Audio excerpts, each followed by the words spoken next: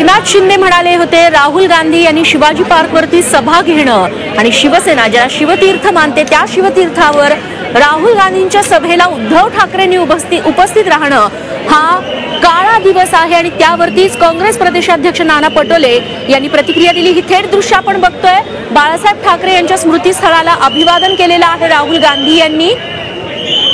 त्यांच्यासोबत उद्धव ठाकरे देखील आहेत, मागे प्रियंका गांधी, आदित्य ठाकरे, नाना पटोले आहेत।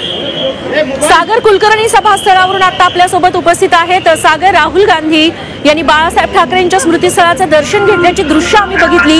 या पुढचा कार्यक्रम नेमका कसा असणार आहे? याच्यानंतर आता छत्रपती शिवाजी महाराज यांचे अभिवादन केलं, त्यानंतर बाळासाहेब ठाकरे यांच्या स्मृतीस्थळाला अभिवादन केलेलं। आता ते सभास्थळी येतील। आपण तर छत्रपती शिवाजी महाराजांच्या पुतळ्याला देखील अभिवादन करतील आणि त्यानंतर सभास्थळी येतील।